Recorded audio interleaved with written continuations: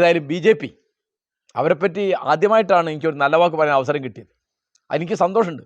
മനസ്സ് കുളിർത്തൊരു സംഭവം നമ്മുടെ മുൻ മുഖ്യമന്ത്രി ഉമ്മൻചാണ്ടിയോട് മരണാനന്തരം കേരളീയർ കാണിച്ച സ്നേഹവും ബഹുമാനമൊക്കെയാണ്. വളരെ നിരുത്തരവാദപരമായി കേന്ദ്ര ഗവൺമെൻറ്, മോദി സർക്കാർ ആ സംഭവത്തെ എടുത്തു എന്നുള്ളതാണ് ഈ കൂട്ടത്തിൽ ഏറ്റവും വേദനാജനകം. ഈ 21ാം നൂറ്റാണ്ടിൽ നമുക്ക് കാര്യങ്ങൾ സംസാരിച്ച് തീർക്കാൻ പറ്റുന്നില്ല.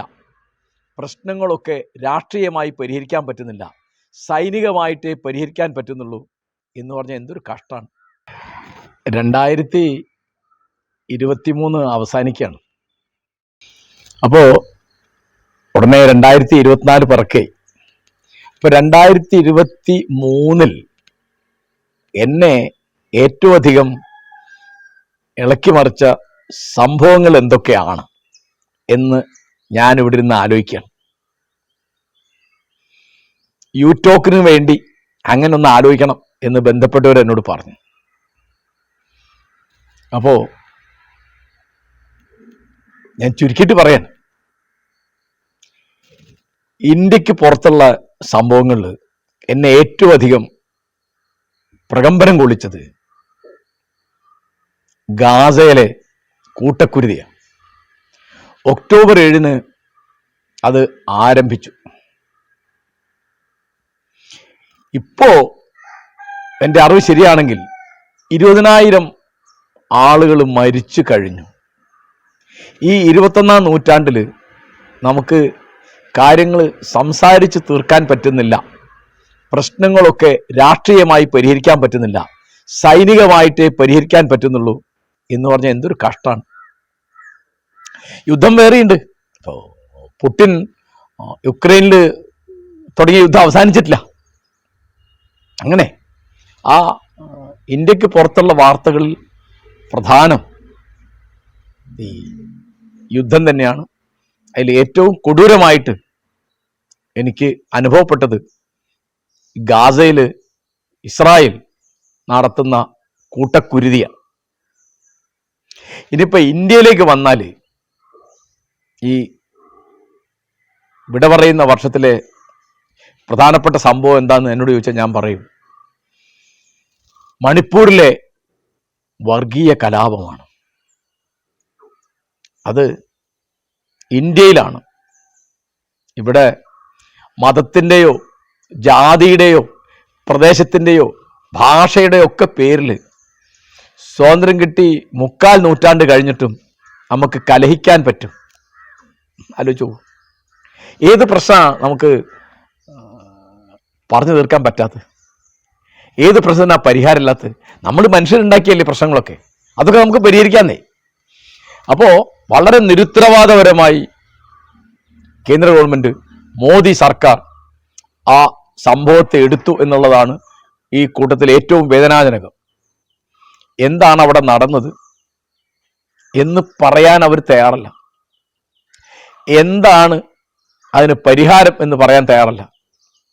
ഒന്നിനും തയ്യാറല്ല, സംസാരിക്കുന്നില്ല. ഈ കൂട്ടത്തിൽ എനിക്കൊരു സന്തോഷ വർത്തമാനം പറയാനുണ്ട്. അതെന്താ വെച്ചാൽ, നമ്മുടെ പാർലമെൻറ്റ് വനിതകൾക്ക് 33% സീറ്റ് സംവരണം ഏർപ്പെടുത്താൻ നിയമം കൊണ്ടുവന്നു. ഉടനെ നടപ്പാവില്ല. പക്ഷെ ഇത് പണ്ടേ പറയുന്നൊരു കാര്യമാണ്. പറഞ്ഞിട്ട് ഇവിടുത്തെ ഒരു പാർട്ടിക്കും, കോൺഗ്രസിനോ BJPക്കോ മറ്റു പാർട്ടികൾക്കോ, പ്രാദേശിക പാർട്ടികൾ കുറേ ഉണ്ടല്ലോ, ബഹുജൻ സമാജ് പാർട്ടിയും തൃണമൂൽ കോൺഗ്രസ്, DMK എന്നൊക്കെ പറഞ്ഞിട്ട്, ആർക്കും ഇതിൽ ഒരു ആത്മാർത്ഥത കണ്ടിട്ടില്ല. ഏതായാലും BJP അവരെപ്പറ്റി ആദ്യമായിട്ടാണ് എനിക്കൊരു നല്ല വാക്ക് പറയാൻ അവസരം കിട്ടിയത്. എനിക്ക് സന്തോഷമുണ്ട്. എനിക്ക് നല്ലത് പറയാനാണ് സന്തോഷം, കുറ്റം പറയാനല്ല.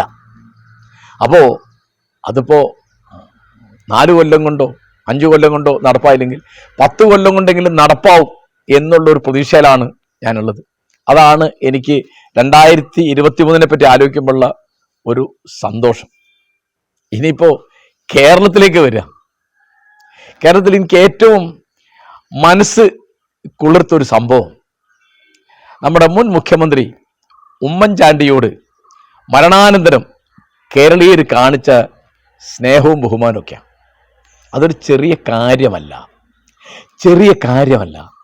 3 ദിവസം ആ ചടങ്ങുകൾ നമ്മുടെ വാർത്തകളിൽ, ടെലിവിഷനിലും പത്രങ്ങളിലും യൂട്യൂബിലും ഫേസ്ബുക്കിലും വാട്സപ്പിലും ഒക്കെ നിറഞ്ഞു നിന്നു. സത്യം പറയാണ്, ഉമ്മൻചാണ്ടി ഇത്ര വലിയൊരാളാണെന്ന് എനിക്കറിയുമായിരുന്നില്ല. അദ്ദേഹം കുറേ നല്ല കാര്യങ്ങൾ, ഇപ്പോൾ ഒരു ഉദാഹരണം പറഞ്ഞാൽ ഞാൻ അദ്ദേഹത്തെ ശ്രദ്ധിച്ചിട്ടുണ്ട്. ഇപ്പോൾ 10 കൊല്ലം മുമ്പ്, കൃത്യമായിട്ട് പറഞ്ഞാൽ 2013 ഒക്ടോബർ 27 കണ്ണൂർ വെച്ച് അദ്ദേഹത്തെ ചിലർ കല്ലെടുത്തെറിഞ്ഞിട്ട് അദ്ദേഹത്തിന്റെ കാറിന് ഒരുക്കി പറ്റി അദ്ദേഹത്തിന് നെറ്റി പൊട്ടി. ഇതിപ്പോ ഉണ്ടായൊരു സംഗതി. അന്നത്തെ മുഖ്യമന്ത്രി ഉമ്മൻചാണ്ടിയുടെ ഭാവനയൊന്നല്ല. അത് ആദ്യം പറഞ്ഞത് ഇതിന്റെ പേരിൽ ഹർത്താൽ നടത്തരുത് എന്ന്. എങ്ങനെ? ഇതിന്റെ പേരിൽ ഹർത്താൽ നടത്തരുത്. അപ്പോ കേരളീയരുടെ ഏറ്റവും വലിയ വിശേഷം, ഏത് മുന്നണിയാണെങ്കിലും ഏത് പാർട്ടിയാണെങ്കിലും എന്താ, ഹർത്താൽ നടത്തും. എന്തിനാ ഇതാണെന്ന് വെച്ചല്ല, ഇപ്പോ ഹർത്താൽ നടത്തിയ എന്താ വിശേഷം? ഏറ്റവും ചുരുങ്ങിയത് ആ ഒരു ദിവസം ബന്ദ് ഹർത്താൽ എന്നൊക്കെ പേര് മാറുന്നുള്ള ഒരു സംഗതി ഒന്ന് തന്നെ. എല്ലാതരം ഉൽപാദനവും നിലച്ചിട്ട് നമുക്ക് ഒരു ദിവസം 2000 കോടി രൂപയുടെ നഷ്ടമുണ്ട് എന്നാണ് അതിന്റെ കണക്ക്. എങ്ങനെ? 24 മണിക്കൂർ കൊണ്ട് കേരളത്തിലെ വ്യവസായ രംഗത്തും വ്യാപാര രംഗത്തും കാർഷിക രംഗത്തും ഒക്കെയുള്ള പണി മുടങ്ങിയിട്ട് 2000 കോടി രൂപയുടെ നഷ്ടം വരും. ഉമ്മൻചാണ്ടിയുടെ ഒരു വാക്കുകൊണ്ട് അതില്ലാതെയായി. പിന്നെ ആ എറിഞ്ഞ ആളുകളിൽ പ്രധാനിയായ COT നസീറിനൊക്കെ രക്ഷിക്കാനാണ് അദ്ദേഹം ശ്രമിച്ചത്. അദ്ദേഹം പിന്നീട് DYFIയുടെ നേതാവായിരിക്കുമ്പോഴാണ് നസീർ കൂട്ടുകാരും ഈ കല്ലെടുത്തെറിഞ്ഞത്. എന്തിനാണ് കല്ലെടുത്തത്? അദ്ദേഹം രാജിവെക്കാൻ വേണ്ടിയാ. എന്ത് രാജിവെക്കുന്നത്? സോളാർ കേസിനെ പ്രതി രാജിവെക്കണം.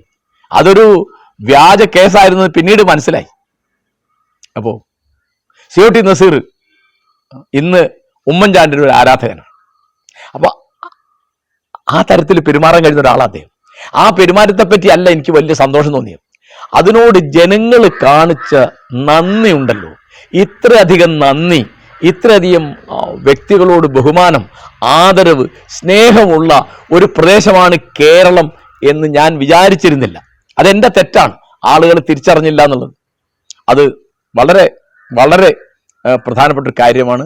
2022 ഓർമ്മയിൽ, 2023 ഓർമ്മയിൽ ഞാൻ എപ്പോഴും കേരളത്തെ പറ്റി മനസ്സിൽ സൂക്ഷിക്കാൻ വിചാരിക്കുന്ന ഒന്ന് ഈ ഉമ്മൻചാണ്ടിയോട് കേരളീയർ കാണിച്ച സ്നേഹാദരങ്ങളാണ്, അദ്ദേഹത്തിന് മുമ്പിൽ അർപ്പിച്ച നന്ദിയാണ്.